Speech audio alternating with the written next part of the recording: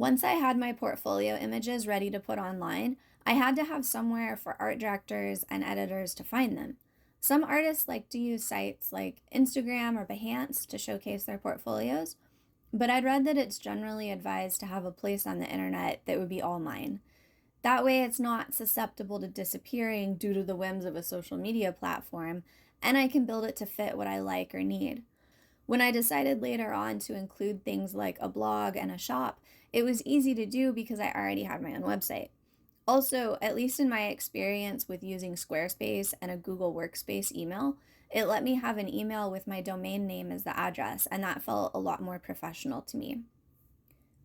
So, for all these reasons, I decided to buy a domain name and set up my own website with Squarespace. I'm not affiliated with them and they're not a sponsor. I just really like how simple the platform has been to use. I'm not techie at all. If you see my other videos, you've heard me talk about this. So this was a very intimidating thing for me to do. I saved up some money to buy the hosting service, and I picked Squarespace because their websites are really user-friendly to set up and maintain. Also, there's lots of tutorials and help articles out there for it, which is awesome because I needed to reference those a lot. I started with their business plan and upgraded to their commerce basic plan later on when I opened my shop. But they say now they're rolling out new plans, so you might have a different one, different options available than I had it. So you might have different options available than the ones that I had when I got mine. Check their pricing page for current plans. Here is what it is as I'm filming this, and I'll put that link in the description in case you're interested. My website was super basic at first. Over the several years I've had it, I've changed bits and pages many times and added new things. But I started out by only making a few pages. I had a gallery page for the portfolio images, an about page, and a contact page. And that was it, I think. I think I'm remembering that right. When I was setting up my about and contact pages, the about page especially, I checked out other illustrators' websites to see how they had theirs set up and to see what kinds of things they wrote about. Because I wasn't really sure, like, what do you say about yourself, right? I nervously wrote mine and then I wrote it a bunch more times. You don't have to publish your pages right away. You can keep them as drafts, so the public won't see them until you're ready. This is really nice while you're still trying to figure out how you want them to be. I have lots of pages that I've started to test things on and just leave unpublished because I ended up making a better one later, or I decided to leave it out altogether. These pages are kind of a living thing and change as you do. So don't stress too much over this at the beginning. The basic goal of an about and contact page is just to share a bit about who you are as a human, what you work on as a pre-published illustrator, and how to get in touch with you. This is where you can let your non-visual voice shine. Including a photo of you is good too, but I like to paint self-portraits instead. I'm on version 6 now because I think it's fun to change them up from time to time, especially as my skills grow.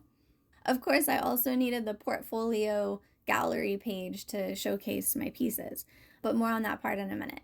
At this point in time, many of us artists glaze our work before putting it in our portfolios or anywhere else online to help protect it from being stolen for generative IA training.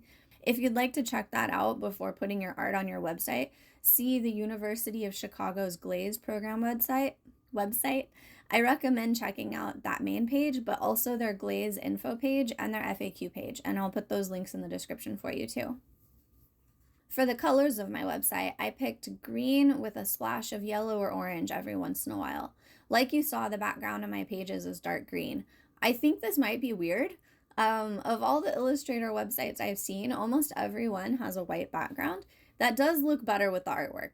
I do think that looks nicer, but my eyes are sensitive, and when I go on a website with a white background, I can't be on it very long before they start hurting. It just feels way too bright, so I made my background dark with other people like me in mind. After doing some research on branding, I chose the greens because they're soothing for me and remind me of being out in nature. And most of my art is inspired by the connections between people, animals, other parts of our natural world. There's also occasional bits of orange and yellow that I picked to go with the greens because I felt like they added a nice bit of warmth to the palette, which is what I hope people feel when they look at my artwork. There's not much orange or yellow on my website, actually, you probably noticed, but they show up in my email newsletters a lot more. And I picked that fall illustration for my header, hoping it'd give my website even more warmth, especially because the oranges and yellows weren't really showing up on it. As far as the header and footer go, originally I used a logo for my website's header. This was my first one. And then I made a second version, and I was really proud of those at the time.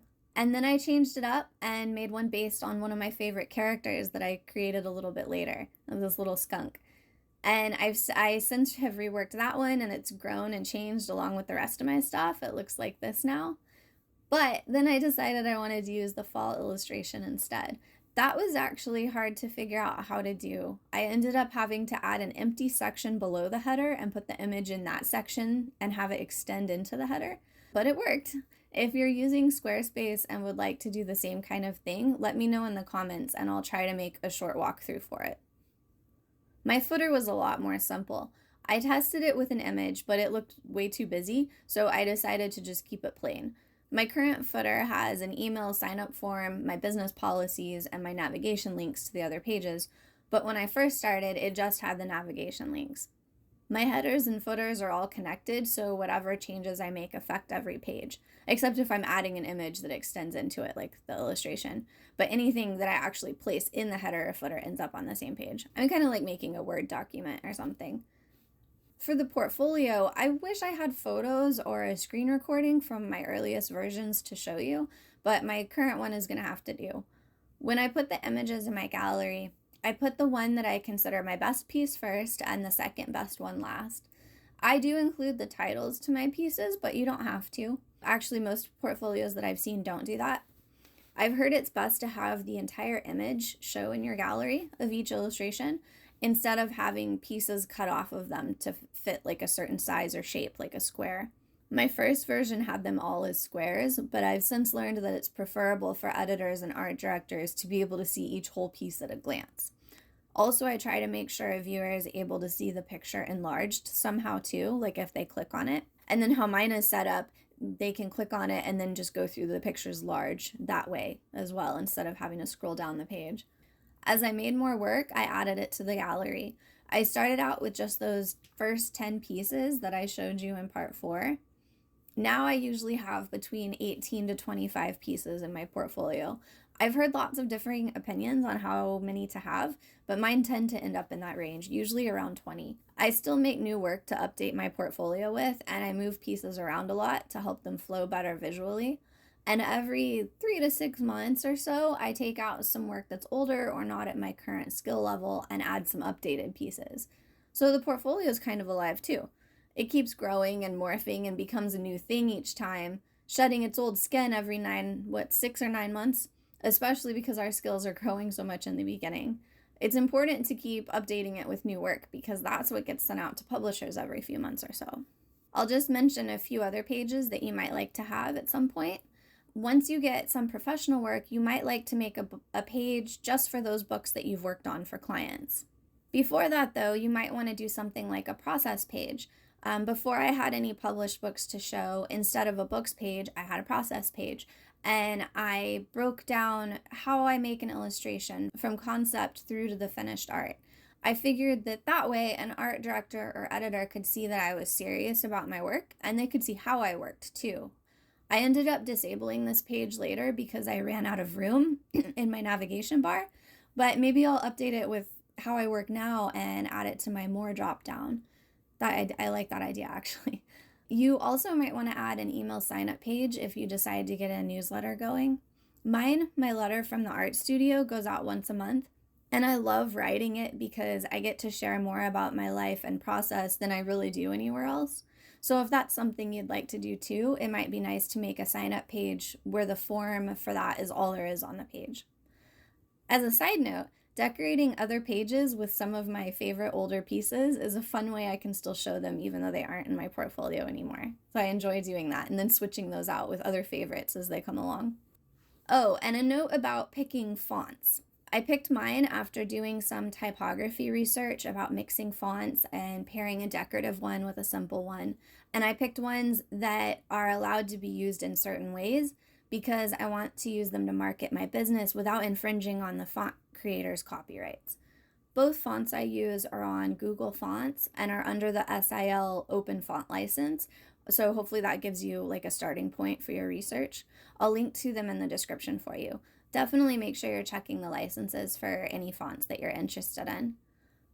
So while setting up your website might seem intimidating at first, or maybe I'm just really easily intimidated, it can actually be a lot of fun to work with and update, especially with a user-friendly one like Squarespace.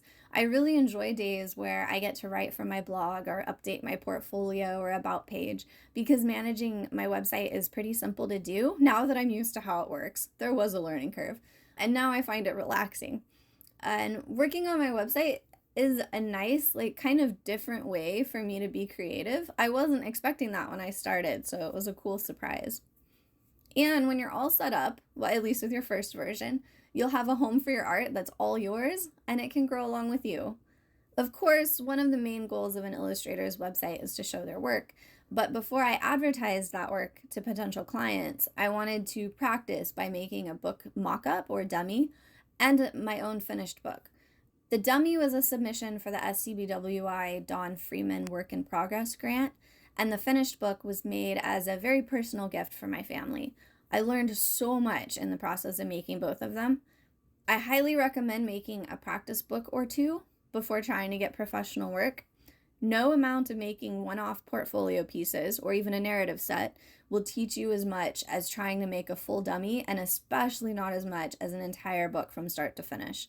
So those and my first critique, SCBWI conference, and portfolio showcase are what I'll share about in part 7. Until next time.